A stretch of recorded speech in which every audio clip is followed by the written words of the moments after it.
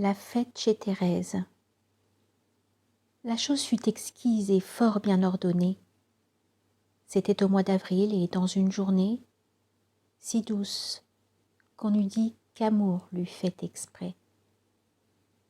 Thérèse, la duchesse à qui je donnerais, si j'étais roi, Paris, si j'étais Dieu, le monde, quand elle ne serait que Thérèse la blonde. Cette belle Thérèse aux yeux de diamant nous avait conviés dans son jardin charmant. On était peu nombreux, le choix faisait la fête. Nous étions tous ensemble et chacun tête à tête. Des couples pas à pas erraient de tous côtés. C'étaient les fiers seigneurs et les rares beautés. Les Aminta rêvant auprès des Léonore, les marquises riant avec les monsignors, et l'on voyait rôder dans les grands escaliers un nain qui dérobait leurs bourses aux cavaliers. À midi, le spectacle avec la mélodie. Pourquoi jouer Plotus la nuit? La comédie est une belle fille et rit mieux au grand jour.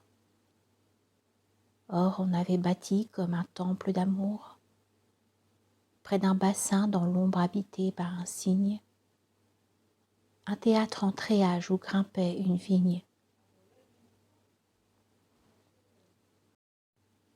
Un cintre à claire-voie en anse de panier, cage verte où sifflait un bouvreuil prisonnier, couvrait toute la scène, et sur leurs gorges blanches, les actrices sentaient errer l'ombre des branches.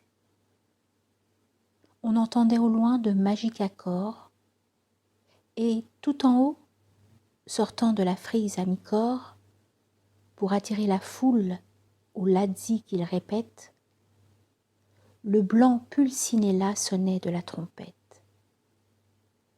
Deux faunes soutenaient le manteau d'arlequin, Trivelin leur riait au nez comme un faquin. Parmi les ornements sculptés dans le treillage, Colombine dormait dans un gros coquillage. Et quand elle montrait son sein et ses bras nus, on eût cru voir la conque, et l'on eût dit Vénus.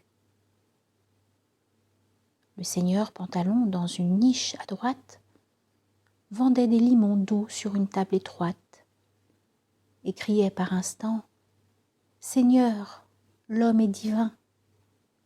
Dieu n'avait fait que l'eau, mais l'homme a fait le vin. Scaramouche, en un coin, harcelait de sa batte. Le tragique Alcantor suivait du triste Arbate. Crispin, vêtu de noir, jouait de l'éventail. Perché, jambes pendantes, au sommet du portail. Carlino se penchait, écoutant les aubades, et son pied ébauchait de rêveuses gambades.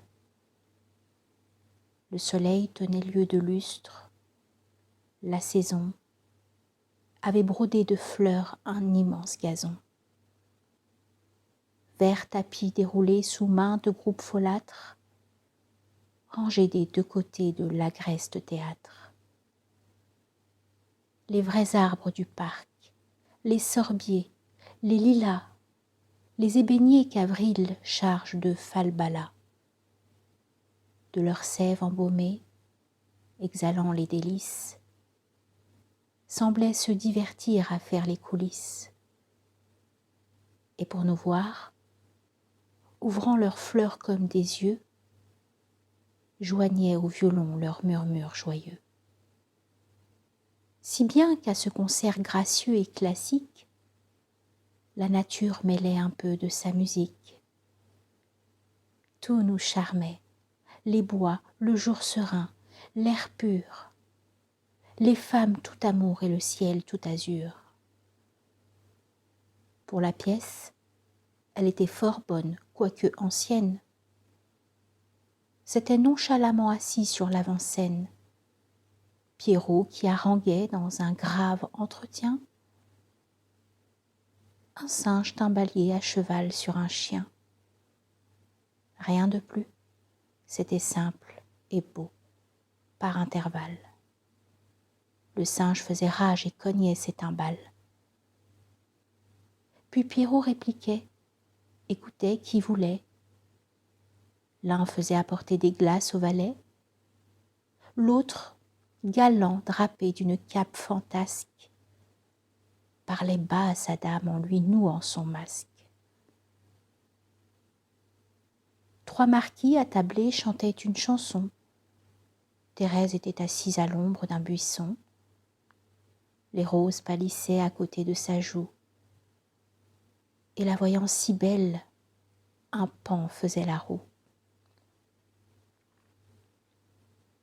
Moi, j'écoutais, pensif, un profane couplet que fredonnait dans l'ombre un abbé violet. La nuit vint, tout se tut, les flambeaux s'éteignirent. Dans les bois assombris, les sources se plaignirent. Le rossignol, caché dans son nid ténébreux, chanta comme un poète et comme un amoureux. Chacun se dispersa sous les profonds feuillages. Les folles en riant entraînèrent les sages. L'amante s'en alla dans l'ombre avec l'amant, et troublé comme on l'est en songe vaguement.